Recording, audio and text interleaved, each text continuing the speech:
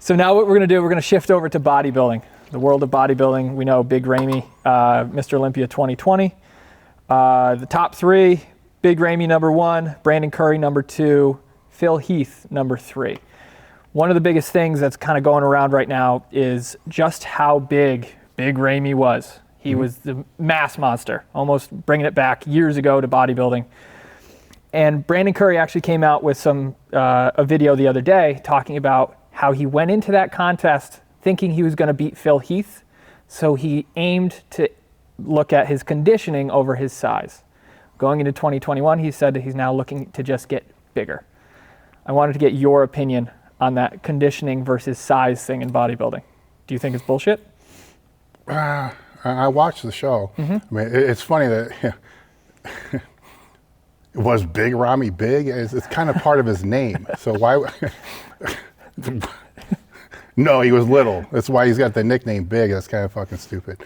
But he came. It's tough when you're watching this stuff, and I'm not, a huge bodybuilding fan, but I've followed it close enough, pretty much my whole life, to kind of know what's going on with it. And when you're watching it on TV, and I bought the thing, so it was when I had to download 4 apps and all this shit to do it. You can't really trust what you're seeing on TV, right? But you're seeing everybody through that same lens. Like the whatever the TV filters or resolution isn't going to make one person look different than another person. Right. So they're all through the same filter. But this last time, they all looked, it's tough when you're not there. They all looked a little smoother than what they look in the pictures. But with all that being said, Ramy was the best conditioned I've ever seen the guy, by far. And I would probably, from what I saw, right, this is the tough, because you can have this conversation and somebody's gonna say, I was standing right there. And their opinion is gonna trump mine because they're right there. They see what the judges see. You see what the TV resolution lets you see. He looked better conditioned than everybody else, by far.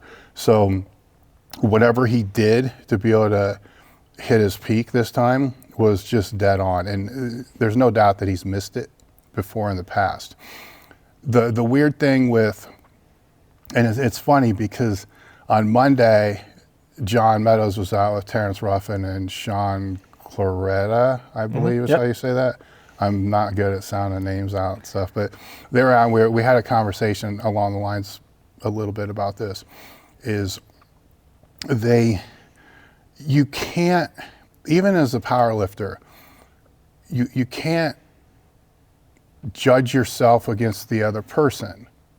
You're not wrestling, you're not fighting, right? So if me and you are gonna go compete in bodybuilding and powerlifting, why do I give a fuck what you have to say about me? Whatever you show up with. Yeah.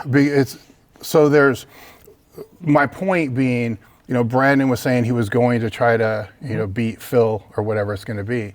And that might be true to a certain degree. I think he's still going to try to be the best that he could possibly be. But I see where this could be a conversation, because the strategy to try to go against the dude that's as 300 pounds shredded, Phil's still big too. I mean, he's not 300 pounds at 240, 250, I could be wrong. It's a different strategy. So I can see that, but I think when people are trying to pit people against that, it's probably good for the sport. But if you're the person competing in the sport, which most people listening to this might be fans of the sport, but they could also be aspiring to eventually compete, in bodybuilding, powerlifting, or whatever it is. They have to just focus on doing what they can do, because when they start focusing on, I need to be like this guy, right?